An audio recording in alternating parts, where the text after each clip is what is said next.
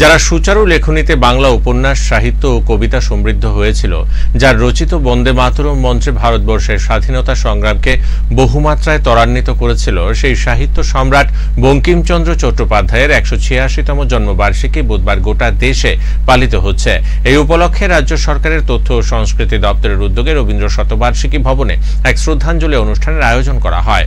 এই অনুষ্ঠানে উপস্থিত ছিলেন মন্ত্রী সুশান্ত চৌধুরী সহ অন্যান্যরা। বুধবার সারা দেশের সাথে রাজ্য সাহিত্য সম্রাট বঙ্কিমচন্দ্র চট্টোপাধ্যায়ের ১৮৬তম জন্মবার্ষিকী যথাযোগ্য মর্যাদায় পালিত হয়। এ উপলক্ষে রবীন্দ্র শতবার্ষিকী ভবনে এক শ্রদ্ধাঞ্জলি অনুষ্ঠানের আয়োজন করা হয়।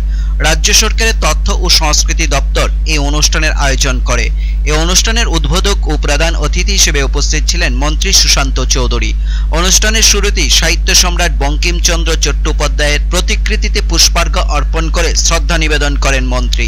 অনুষ্ঠানে বক্তব্য রাখতে গিয়ে বঙ্কিমচন্দ্র চট্টোপাধ্যায়ের শিক্ষা জীবন, প্রশাসনিক, সাহিত্যিক এবং রাজনৈতিক জীবনের বিভিন্ন বিষয়গুলি তুলে ধরেন মন্ত্রী সুশান্ত চৌধুরী। মন্ত্রী জানান, কর্মজীবনে নিজের প্রতিভার স্বাক্ষর রেখেছিলেন বঙ্কিমচন্দ্র চট্টোপাধ্যায়। তার লেখনীতেও সমাজ ব্যবস্থার বিভিন্ন দিকগুলি স্পষ্টভাবে ফুটে উঠেছে।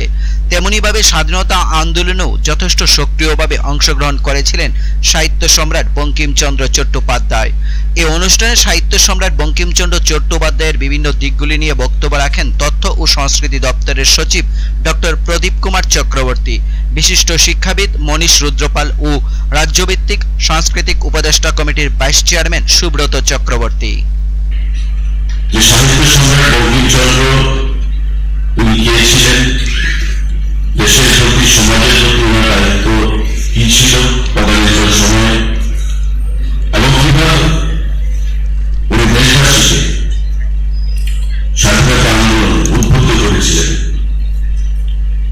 প্রত্যেক বক্তা তাদের বক্তব্যে, তাদের জ্ঞানের পরিসরে আমাদেরকে সমৃদ্ধ করেছে, এবং যাদের উদ্দেশ্য করে আজকের এই কর্মসূচি, আমাদের যে পরবর্তী প্রজন্ম, ছাত্র সমাজ যারা এখানে উপস্থিত হয়েছে, আমি নিশ্চিত যে আগামী দিনে আইসি দপ্তরের যে প্রয়াস ছাত্রছাত্রীদের উপস্থিতির মাধ্যমে সেটা অনেকটাই সফলতা এনে দেবে।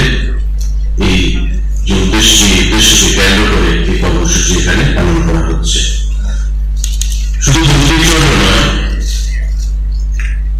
কারণ বছরখানেক আগেও আমি দপ্তরের মন্ত্রী ছিলাম। প্রায় ২ বছর এই দপ্তর মন্ত্রী থেকে বিভিন্ন কর্মসূচি আমরা পালন করেছি। Bureau report, focus Tripura.